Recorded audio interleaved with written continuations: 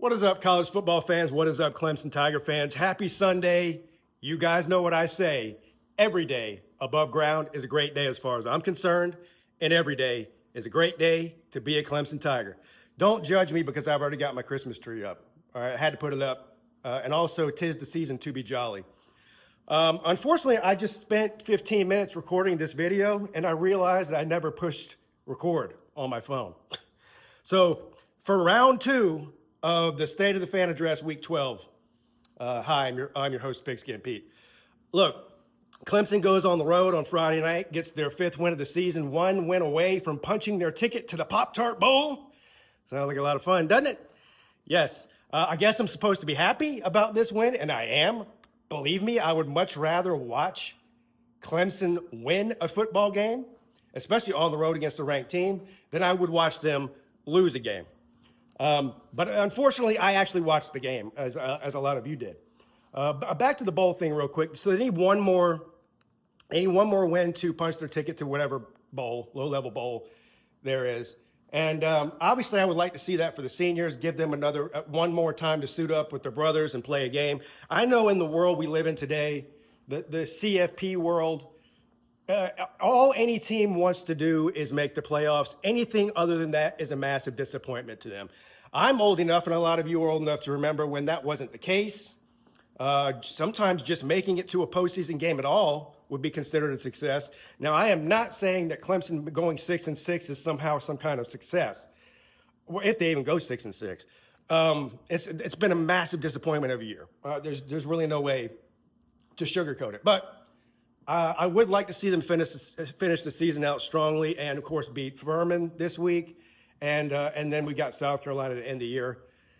I know South Carolina had that complete meltdown of a game yesterday. Oh my God, blew a 27-point lead in the second half. But I've been watching both these teams all year, and I still think South Carolina is a more physical team, and so I expect them to beat Clemson. I do, at home in Columbia. But look, it's a rivalry game. Anything can happen. Back to Friday night's game. Yes, I was happy about the win. But again, unfortunately, like most of you, I watched the game. And I had many of the same criticisms in this game that I've had virtually every other game that we've played this year. You guys know how I feel about the offensive scheme and the play calling and Garrett Riley. I absolutely loathe this entire offensive system. I just don't get it. We can put to bed all of the nonsense that we heard throughout the first half of the year about I'm coming on here going, why aren't we running the ball with the running backs more? And everybody's like, well, Pete, because you got a converted wide receiver at running back. I mean, obviously you don't have any running backs. So they can't run the ball. Well, that's all out the window. Adam Randall has been an absolute beast all season long. How impressive has it been for Adam Randall to never have played running back in his life, come in his senior year, take over the lead rushing position at Clemson, and go out there and just ball out every game? Now, in my opinion, he doesn't get enough opportunities. He did carry the ball 15 times in this game. I think he should be somewhere between 15 and 25 carries a game. He's averaging 6 and 7 yard carries, yards per carry every game, multiple touchdowns every game, it seems like. He scored 2 touchdowns in this game, over 100 yards.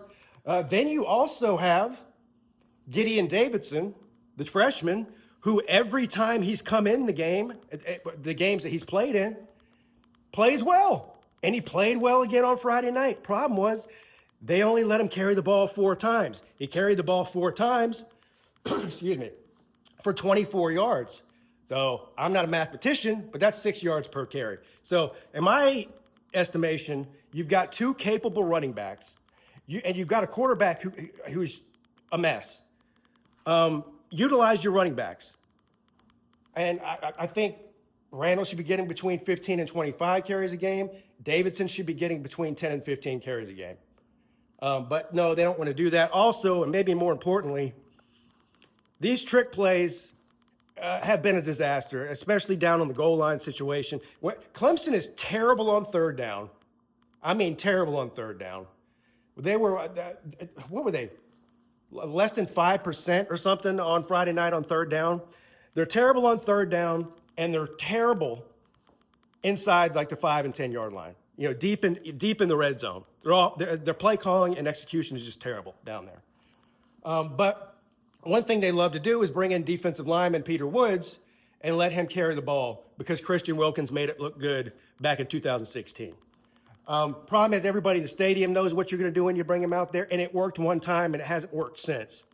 And I don't know if you guys saw live during the game, after the failed attempt by Peter Woods to run the ball in, Adam Randall goes on the sideline and talking to Dabo like, yo, how about give me the ball on the goal line instead of a defensive lineman? If anything, if you're going to do some stupid shit like this, how about let Peter Woods be the lead blocker, not the ball carrier?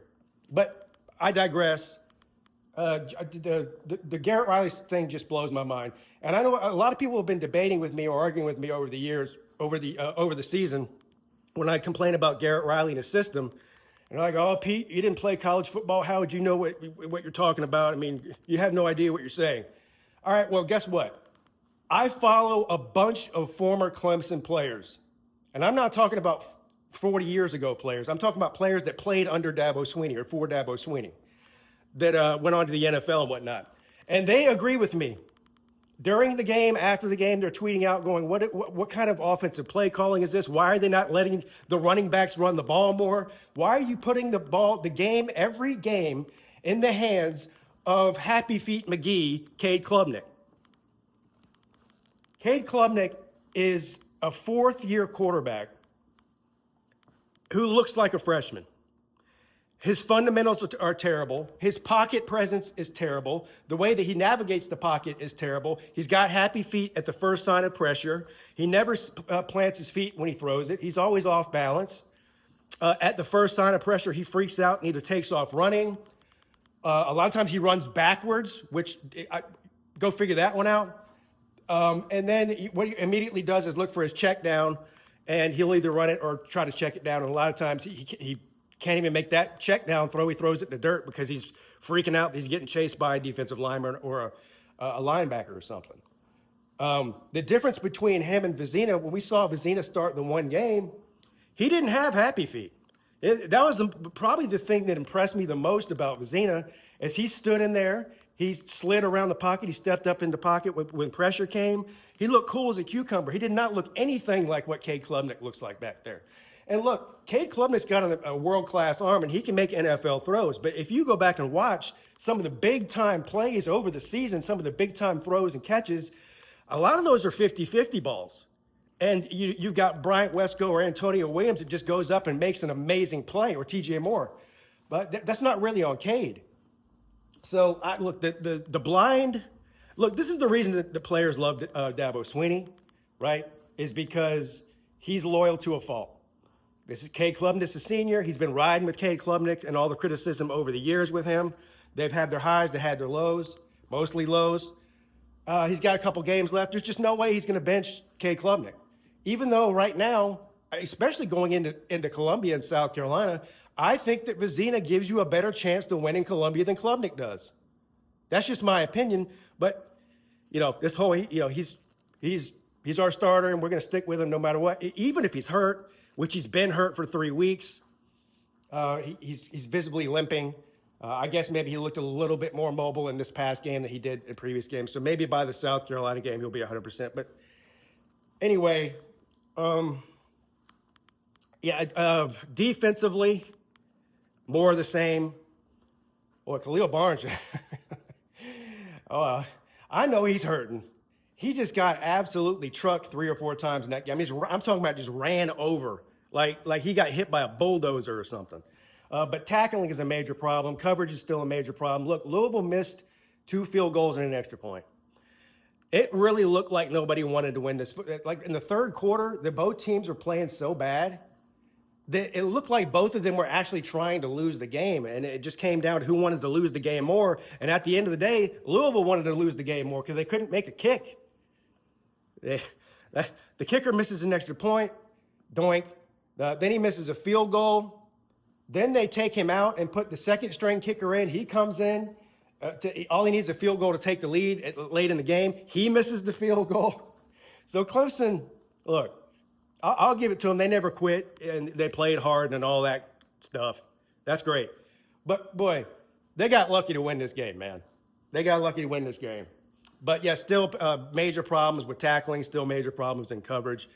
And that's what I think is going to be the difference. Because Clemson's a big play team, right? They'll be able to put up some points on South Carolina's defense, right? So as long as they just don't turn the ball over a bunch and it's a complete disaster, I think that they can score enough to beat South Carolina. My problem is Lenore Sellers is still going to be a problem, a big problem for Clemson, just like he was last year. Last year, Lenore Sellers won that game for them. They couldn't stop him. And they haven't proven to me that they can stop anybody like Lenore Sellers by anything that they've done this year. So I just assume that Lenore Sellers is going to have a big day. And if the offensive staff at South Carolina has two brain cells to rub together, they'll let Lenore Sellers do his thing. So we'll see if Shane Beamer's coaching that game. I'm assuming he is. Everybody's looking for him to get fired today after that loss yesterday. I don't think he's going anywhere. Buyouts, $25 million or whatever. I'd be shocked. I'd be shocked if they did fire him. Although I was shocked when Penn State fired James Franklin. So I guess these days all it takes is one big time booster to step up and foot the bill, and there you go. But I don't expect it. I expect him to coach the rest of this year and probably next year too. But yeah, many of the same problems for Clemson: coverage, tackling. Just there's going to be a lot. There's going to have to be a lot of changes. Dabo's hinted at it about changes on the coaching staff, but he also said he does not fire coaches during the season, and he never has. But he has done a lot of firings as soon as the season's over with. Question is who they're going to be. I mean, everyone's got their opinions on who they should be, but we're just going to have to wait and see who it is. I think the two hottest seats right now are probably Mike Reed, defensive backs coach, and Garrett Riley, offensive coordinator. I don't really remember a time where I've seen Dabo get in somebody's ass on the sideline as much as he did Garrett Riley this season. So I think Garrett Riley probably knows his days are numbered. I don't know. It's hard to get in Dabo Swinney's head. You know what I mean? You just never know what he's going to do.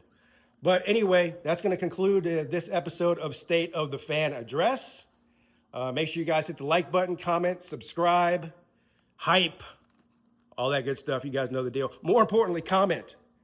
And also have a great rest of your Sunday.